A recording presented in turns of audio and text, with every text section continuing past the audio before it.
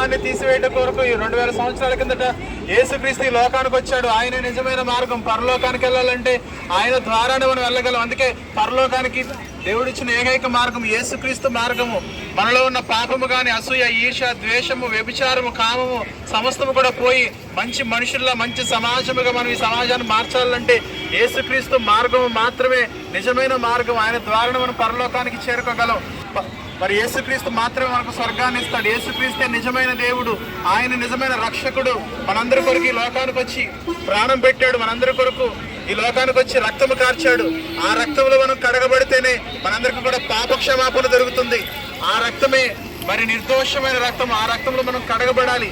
మనలో ఉన్న ప్రతి ఒక్క కల్మషం పోవాలంటే, మనలో ఉన్న మనుషుల్లో ఉన్న పాపపు క్రియలు నశించాలంటే, మనుషుల్లో ఉన్న మోసకృత్యాలు నశించాలంటే యేసుక్రీస్తు యొక్క మార్గం ఎంతో ప్రాముఖ్యమైనది. దాన్ని తెలుసుకుందాం. బలవంతం ఏమీ లేదు. తెలుసుకోనండి. కరపత్రికలు తీసుకోనండి. బైబిల్స్ అందుబాటులో ఉన్నాయి. బైబిల్స్ చదవండి. అన్న కరపత్రిక ఇవ్వండి, తీసుకోండి. ఎలాంటి బలవంతం లేదు. ఇష్టపూర్వకంగా తీసుకోండి. అందులో కూడా మరి ఈ సమాజం నశించిపోతున్న సమాజం గురించి రాయబడి ఉన్నది. వాటన్నింటినీ కూడా గమనించండి. దేవుని మాటలు మీరు ఆలోచన చేయండి. యేసుక్రీస్తు నిజమైన దేవుడు. ఆయన ఏంది రక్షణ మనకు దొరుకుతుంది. ఆయన లేకుండా మనం పరలోకానికి చేరలేం. బలవంతమేమీ లేదు. క్రైస్తవ్యం గురించి తెలుసుకోండి. తెలుసుకుని ఒకసారి గమనించండి. ఏది నిజమైన మార్గము, ఎందులో పరిశుద్ధత ఉన్నది. దేవుడు మానవాళ్ళు కోరేది ఒకటే. మీ ఆస్తి అవసరం లేదు, మీ బంగారం అవసరం లేదు, మీ ధనం అవసరం లేదు, మీ కులం మారదు, మతం మారదు. కేవలం మన మనసులు మార్చుకుందాం, హృదయాలు మార్చుకుందాం, హృదయాలను కడుక్కుందాం. హృదయం నిండా కూడా కలుషితమైపోయింది. ఎన్నో పాపాలు హృదయంలో తాండవం ఆడుతూ ఉన్నాయి. ప్రతి పాపం మనలో నుంచి పోవాలంటే యేసుక్రీస్తును మనము నమ్ముకోవాలి. యేసుక్రీస్తు యొక్క మార్గమును మనం తెలుసుకోవాలి. నమ్ముకోవడం బలవంతం ఏమి లేదండి. తెలుసుకుందాము. తెలుసుకుని ఆయన యొక్క అత్యున్నతమైన మార్గమును, పరిశుద్ధమైన మార్గాన్ని మనం తెలుసుకుందాము. ఎటువంటి బలవంతం లేదు. ఆయన నిజమైన లోక రక్షకుడు. ఆయన ద్వారానే మనం నిత్య రాజ్యంలోనికి, పరలోకానికి చేరుకుంటాం. కాబట్టి మనందరి కొరకు ఈ లోకానికి వచ్చిన ఆ ప్రభువునందు మనం విశ్వాసం ఉంచుదాము. మరి దేవుడి లోకాన్ని ఎంతో ప్రేమించాడు. మన కొరకు మనందరి పాపాలను కడిగి వేయడానికి మరి యేసుక్రీస్తు వారిని లోకానికి పంపించి అందులో మనందరికీ కూడా చక్కటి ప్రాయశ్చిత్తం అనుగ్రహించున్నాడు. మనం చేయాల్సిందల్లా ఒకటే, మన తలంపులు మార్చుకుందాం, మన హృదయ ఆలోచనలు మార్చుకుందాం. యేసుక్రీస్తే నిజమైన లోక రక్షకుడని తెలుసుకుందాము. ఆయన యందు విశ్వాసం ఉంచి అంగీకరించి ఆయనలో నిత్య జీవం ఉన్నదని గమనిద్దాం. ప్రియులారా, ఇది బలవంతముగా మారాల్సింది కాదు.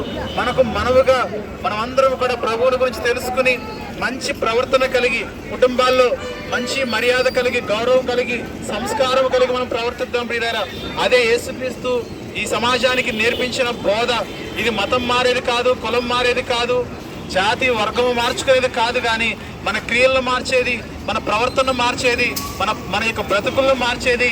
అనేకులు ఈరోజు మరి గంజాయి అని, అనేకమైన డ్రగ్స్ అని, వ్యసనాలతో బాధపడుతున్నారు.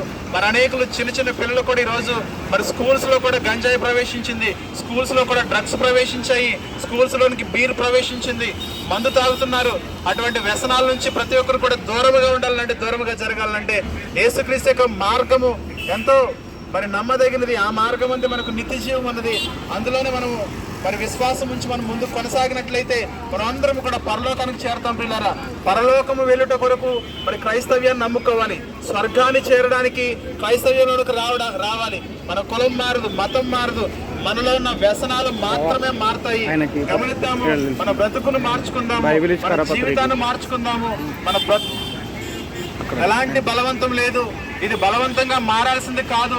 ఎవరో ఏదో ఇస్తున్నారని ఆశపడి ఇందులోకి రావడం వల్ల ఎలాంటి ప్రయోజనం ఉండదు. మన హృదయం మార్చుకోవడానికి, మనలో ఉన్న పాపాన్ని తీసివేయడానికి, మనందరం కూడా పరిశుద్ధంగా మారడానికి మరి యేసుక్రీస్తునందు విశ్వాసం ఉంచాలి. దయచేసి అందరూ కూడా ఇది బలవంతపు మత మార్పుడని ఎవరు కూడా తలంచవద్దు. ఇందులో నిత్య జీవం ఉన్నది. మనకు మనవుగా మారు మనసు చెందాలి. మనగా మన హృదయాలను కడుక్కోవాలి. మన హృదయంగా మన యొక్క పాపాలు మనం గుర్తించగలగాలి. మన పాపాలు మనం గుర్తించాలంటే బైబిల్లో మరి ఏవైతే రాయబడి ఉన్నదో బైబిల్ మనం చదువుతామో మనలో వ్యసనాలు విసర్జింపబడతాయి. బైబిల్ మనం ఎప్పుడైతే చదువుతామో మనలో పాపాలు మనం గుర్తిస్తామో అసలు నిజమైన పరిశుద్ధత అంటే ఏంటో మనకు తెలుస్తుంది. పరిశుద్ధకరమైన జీవితాన్ని మనం కొనసాగిద్దాం. పిల్లరా, ఇది బలవంతముగా మారాల్సింది కాదు. మనముగా తెలుసుకుని మారవలసిన నిజమైన మరి మార్గము. ఈ మార్గమే పరలోకానికి మార్గము, బాట. ప్రియులారా, గమనించండి. May God bless you all.